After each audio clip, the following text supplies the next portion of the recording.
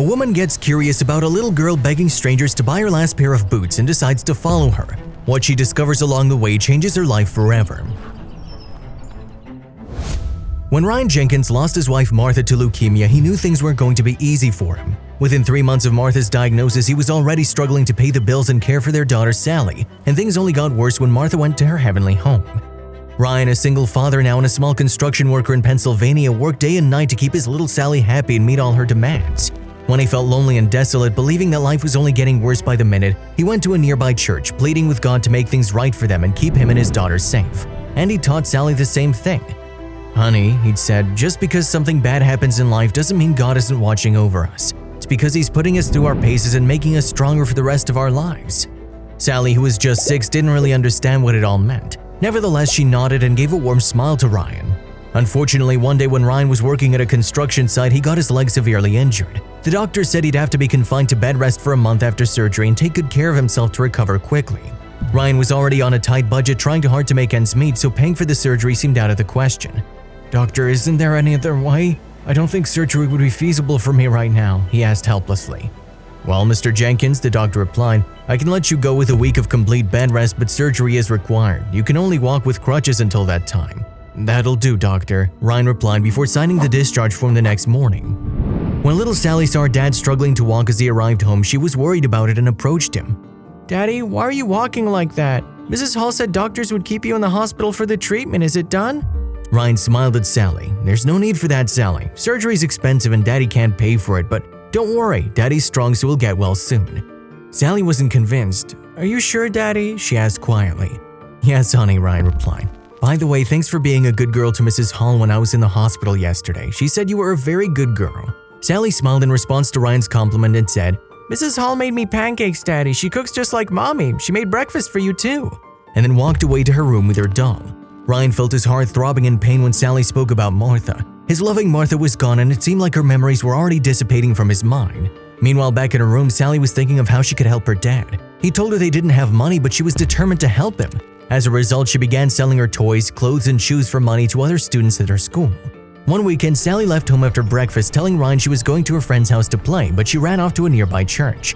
She brought her last pair of boots with her, the special one that was Martha's final gift. She'd intended to never sell it because it was brand new and she'd only worn it once, but she went against her wishes to help her daddy to raise money for his surgery. Since it was a Sunday and many people visited the church on weekends, Sally thought she'd easily find a buyer for her brand new shoes. Much to her dismay, nobody paid attention to her. All the people were hurrying inside the church, partly for the morning mass and partly to save themselves from the cold. Those who had just arrived pushed her away, claiming they didn't want to buy anything. Despite that, Sally kept requesting the passers-by for help.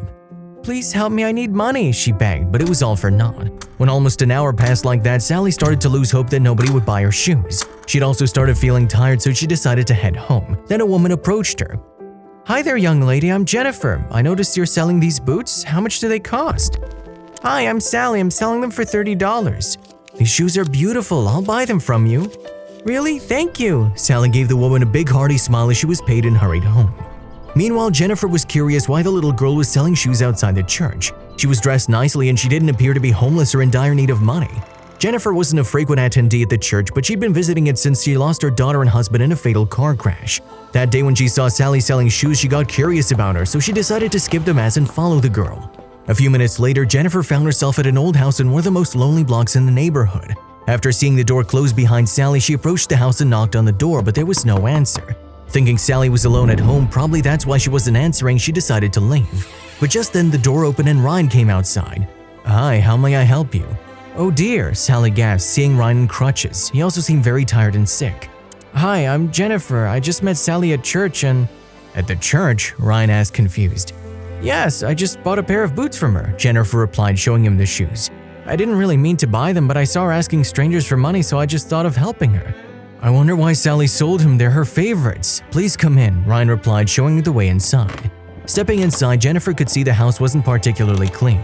There were dirty dishes on the table and clothes were strewn across the living room. "Please don't mind the mess," Ryan said, embarrassed. "Being a single father's not really easy."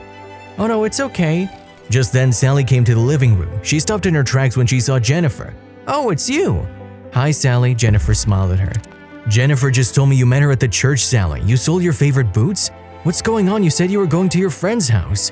"Well, Daddy," Sally lowered her head, "I didn't want to lie, but I wanted to get a lot of money for your surgery, so I started selling my books, toys, and shoes.